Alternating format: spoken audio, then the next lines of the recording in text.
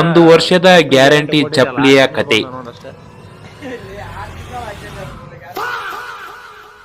ನಮಸ್ಕಾರ ಎಲ್ಲರಿಗೂ, ಜೈ Shriram. 100 days fitness challenge ನ ಡೇ 1ಕ್ಕೆ ನಿಮಗೆಲ್ಲ ಸ್ವಾಗತ.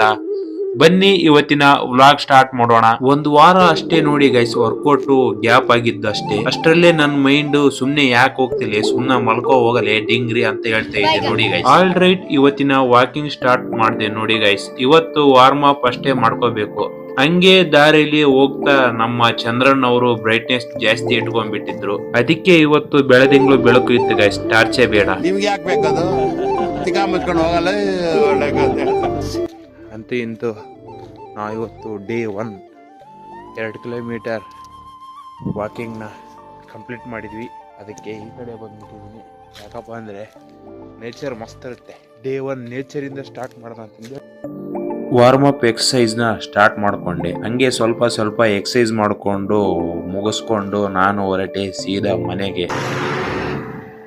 ಮನೆಗೆ ಬಂದು ಫ್ರೆಶ್ ಆಗಿ ನಾನೇ ರೆಡಿ ಮಾಡಿರುವ ಪ್ರೋಟೀನ್ ಪೌಡರ್ನ ಕುಡ್ಕೊಂಡು ನಾನು ಹೊರಟೆ ಅಂಗಡಿಗೆ. ಇವತ್ತಾಗೋದಾಗ್ಲಿ ದಾಸವಾಳ ಹೂ ತಗೊಂಡು ಪ್ರಪೋಸ್ ಮಾಡಿಬಿಡೋಣ ಅಂತ ನಾನು ಹೊರಟೆ. ಅವನವನು ಆಗೋದಾಗ್ಲಿ ಅಂತ ಅನ್ಕೊಂಡ್ರ ಅಲ್ಲ ಗೈಸ್, ನಮ್ ಬಸ್ ಬೋರ್ಡಿಗೆ ಹೂ ಹಾಕಿದೆ.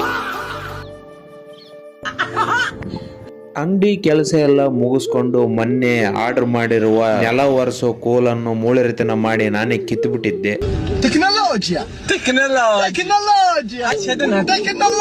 ಅದನ್ನ ಒಬ್ರು ತಿಳ್ಕೊಂಡಿರುವ ವಿಜ್ಞಾನಿಗಳು ಇದ್ರು, ಅಲ್ಲಿ ತಗೊಂಡು ಬಂದೆ ನೋಡಿ ಗೈಸ್. ಅವರು 5 ನಿಮಿಷದಲ್ಲಿ ರೆಡಿ ಮಾಡಿ ಕೊಟ್ಬಿಟ್ರು.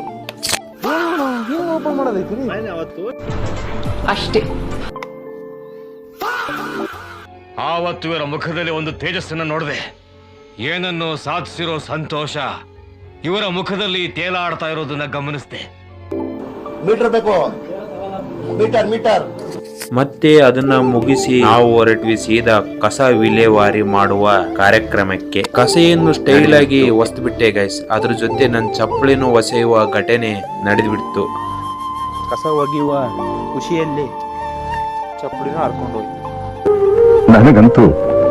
ನನಗಂತೂ ಈ ಜೀವನವೇ ಬೇಸರ ಆಗೋಗ್ಬಿಟ್ಟಿದೆ. 1 ವರ್ಷ ಗ್ಯಾರಂಟಿ ಕೊಟ್ಟಿದ್ದ ನಮ್ಮ ಹುಡುಗ, 3 ತಿಂಗಳಿಗೆ ಅರ್ಧೋಗಿದೆ. ಇವಾಗ ಹೋಗ್ಬೇಕು, ಗ್ಯಾರಂಟಿ ಇದೆ ಚಪ್ಪಲಿಗೆ. ಈ ಬಡತವಿಂದ ದೇಶ ಉದ್ಧಾರ ಆಯ್ತದ. 1 ವರ್ಷ ಚಪ್ಪಲಿ ಗ್ಯಾರಂಟಿ ಕೊಟ್ಟಿದ್ದಲ್ಲ, 6 ತಿಂಗಳು ಬಂದ ನೋಡಷ್ಟೇ. ಅರ್ಕಣ ಹೋದ 1 ವರ್ಷ ಗ್ಯಾರಂಟಿ ಕೊಟ್ಟಿಯಲ್ಲ. ಏನ್ರಿ ಅದು ಮಾತಾಡೋದು? ಏನ್ ಮಾತಾಡ್ತಾರ್ರಿ? ಯಾವನ್ರಿ ಅವನು? ನಮಗೆ ಸ್ವಾಭಿಮಾನ ಇದೆ. ಇದು ಆಗಿತ್ತು 100 ಡೇಸ್ ಚಾಲೆಂಜ್ ನ ಡೇ